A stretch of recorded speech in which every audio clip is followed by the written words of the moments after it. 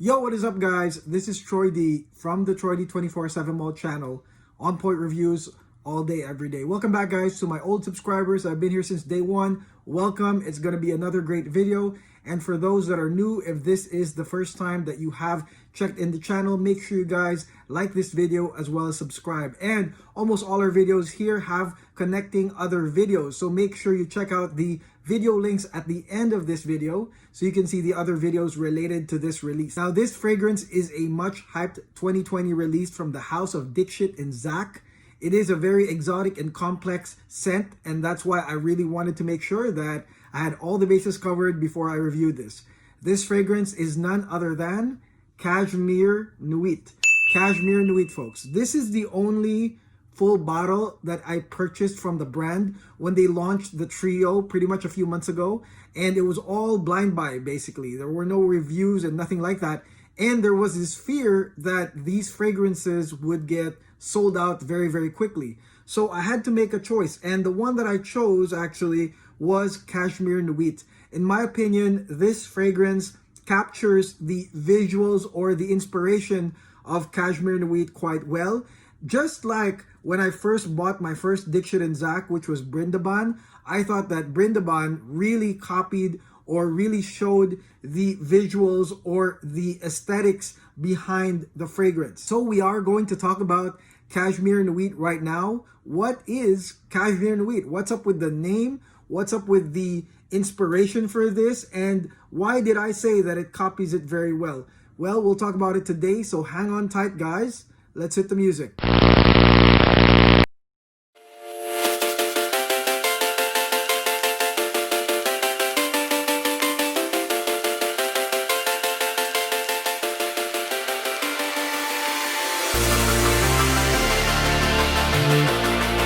Okay, we're back, guys. Kashmir Nuit.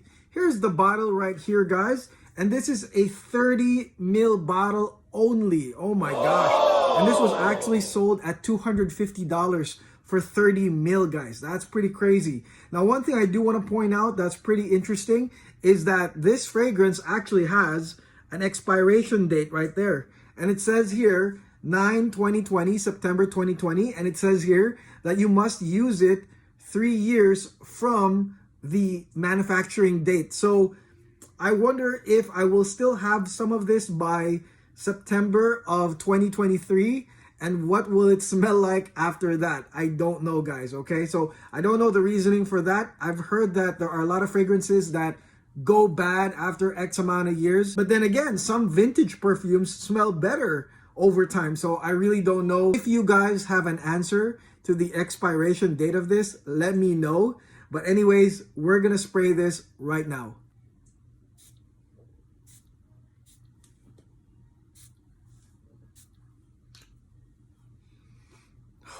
Wow. So the big reason why I purchased Kashmir Nuit was because of the inspiration behind or the visuals of Kashmir Nuit. And that basically means a night in Kashmir. And what's Kashmir? Most of you guys know that it's a conflict zone, unfortunately. However, it's very beautiful there, guys, okay? They got some nice lakes, beautiful mountains that become snow-capped near the winter, guys. The villages on those mountains look very nice and beautiful. It is something that I wish I could go to right now if it's possible, okay? Very nice snow-capped mountains, nice villages up there in those mountains. So when I thought about it, I was like, man, a night in Kashmir.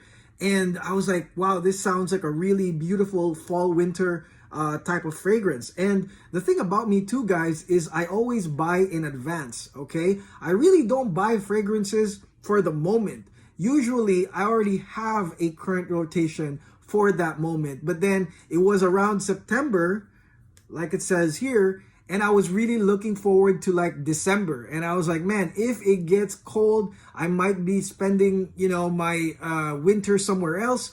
It might get super cold. So the best thing for me that I really wanted to buy was Kashmir Nuit to give me sort of that night in Kashmir sensation while I'm using this. And I will say this, guys, that actually came true. So this Kashmir Nuit is actually a fragrance that makes me really happy and satisfied that I made such a decision, okay?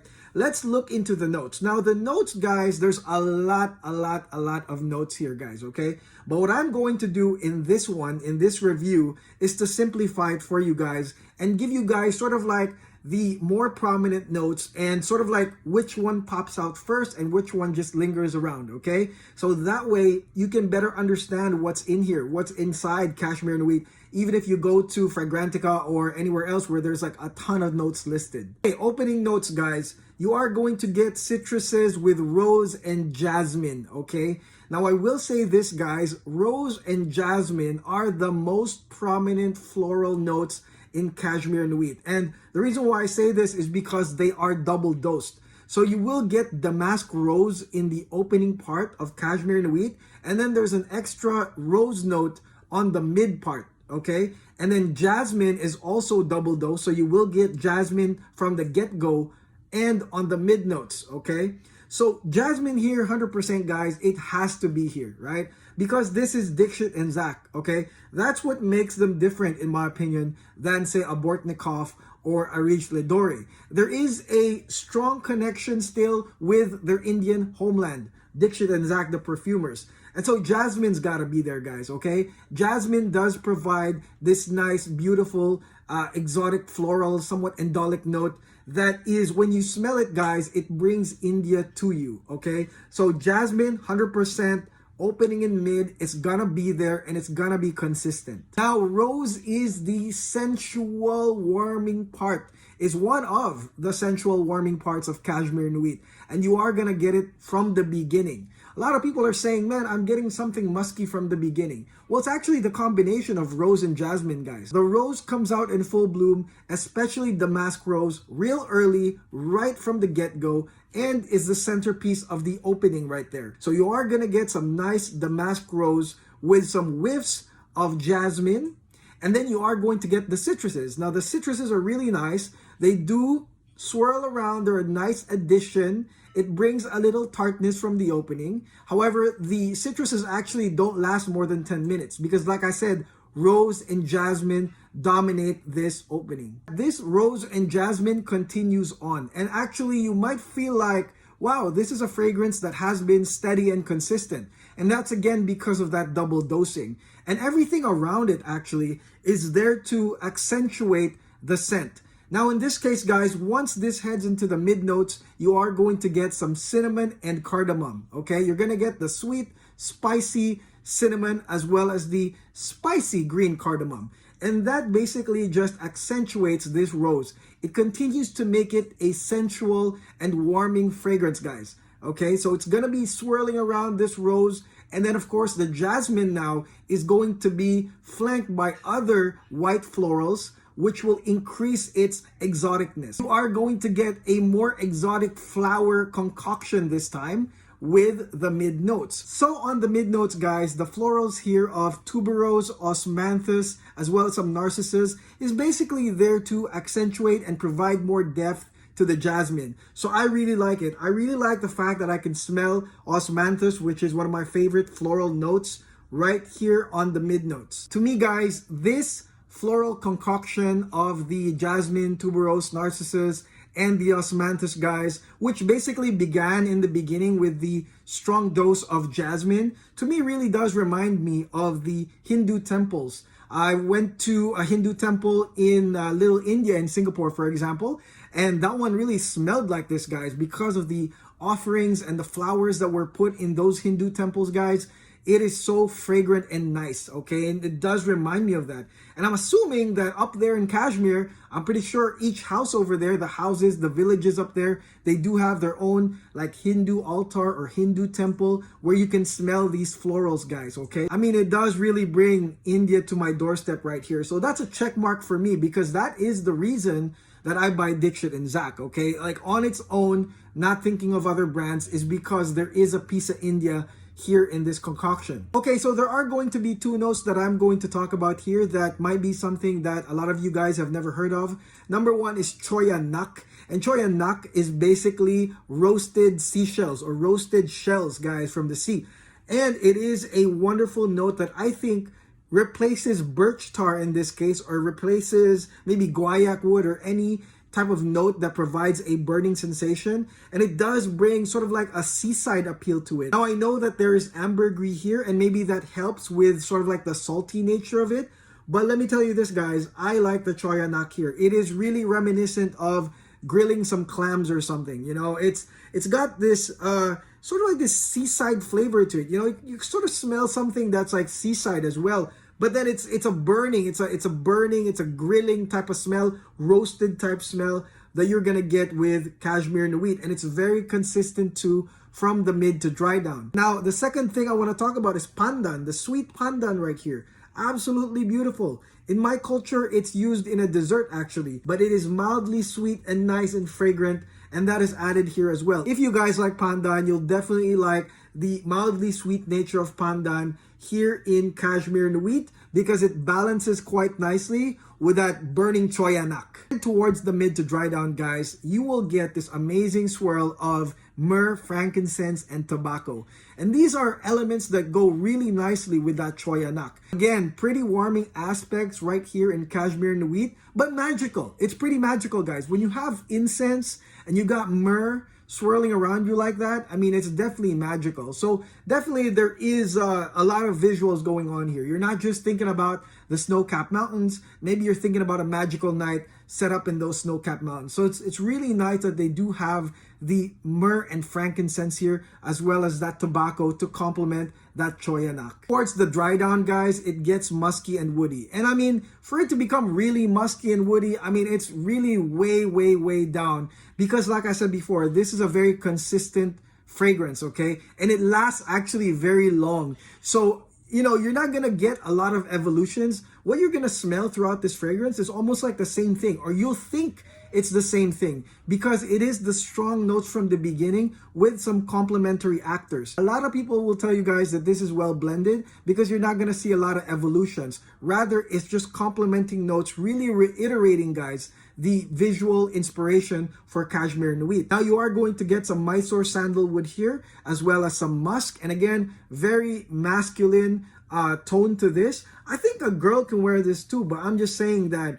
for men, it really reiterates that, okay? The musky and the woody base, it really will make you guys want to pull this out, okay? Especially now it's pretty cold. Musky, woody base, guys. Tobacco, cardamom, cinnamon. I mean, really nice, mixed with that little nice Indian exotic nature. So I mean, that's one of the reasons why I'm pretty happy about this fragrance. So it does get musky and woody towards the dry down, and then you are going to get some nice tonka bean, amber, and vanilla towards the dry down as well. You know, it's such a real balance, guys, okay, where you have some sweetness come in, and then you have this like overarching, like dark and warming nature all the time with this fragrance, guys. So there is going to be a part where it's going to be ambery and sweet with some vanilla. I think especially towards the dry down, or the real dry down, which is literally how many hours later, it gets sweet, ambery, honey-like with that vanilla. So it's a real nice ending, nice fitting ending to this fragrance. I want to talk about the performance of Kashmir Nuit, guys, okay? So this one right here is really not a blaster, okay? I feel like this is a near skin scent to like right here around me, like just right here. You could say skin scent to a little bit more, okay? That's how I feel with this, and I have been wearing this, guys, okay?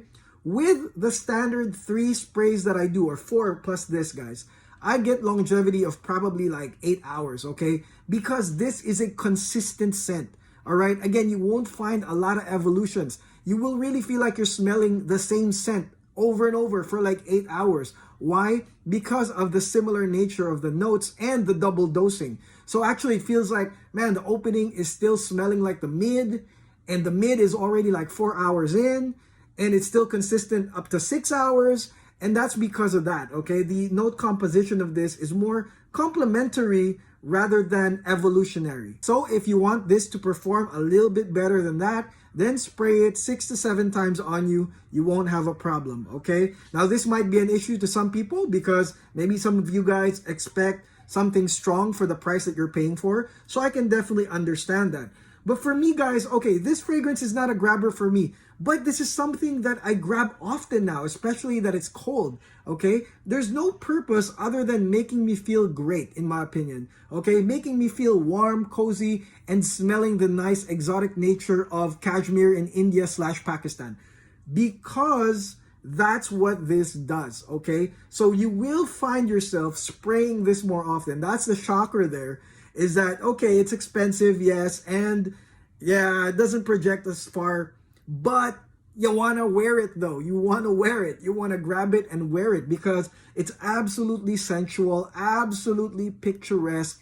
And it's just, man, cold weather, guys, it's just worth it to spray this because it really feels good around you when you're walking around in the cold. So do I recommend this? Absolutely. And I do recommend this for certain fragrance users that don't just look at the fragrance based on the standard parameters of, you know, fragcom, which is like projection, longevity. I do understand that that's important, but the one thing you got to notice, guys, is that some of these things are just works of art in a sense, that when they do make these, you know, they don't expect some of them to project really, really loud. Maybe it's really just meant to be around you like this, okay? And that's what I feel right here.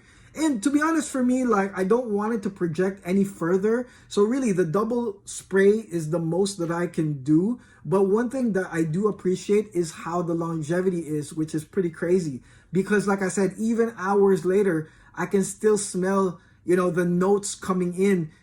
Gosh, even after like 7 or 8 hours, which is pretty crazy nowadays. If you are a big fan of Dixit and Zak and the Indian heritage that they do have, guys, I mean, try this out, guys. I know it's going to be expensive to maybe find a vial. Contact me if you would like a decant of this one right here.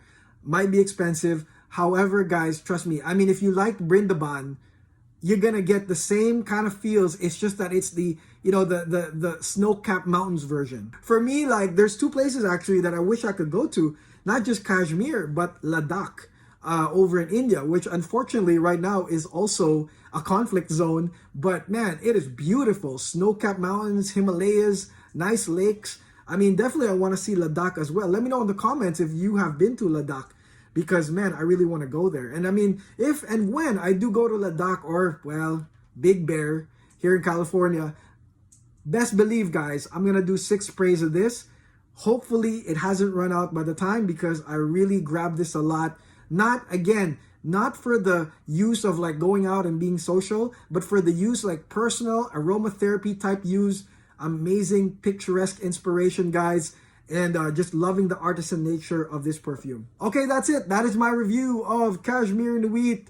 Let me know in the comments, guys, what you guys think. Do you guys hate this because of the projection? Let me know. It's fine. That's fine. Again, for me, I like how it stays pretty long, and I like how it stays around me like this. So, you know, I really like it. Let me know in the comments, guys, what you think. And again, thank you for watching. I did review Rising Mysore 2, so you can find that at the link at the end of the video. And if you're a fan of exotic perfumes, guys, don't worry, there's much more coming, guys. And we have reviewed a lot already, a lot of the famous ones. I will link them as well. And make sure you guys like and subscribe to this channel. It does fuel us to go on and give you guys the best, honest, no hype reviews on these types of fragrances. Okay, that's it. Have a great day, guys. This is Troy D. Peace.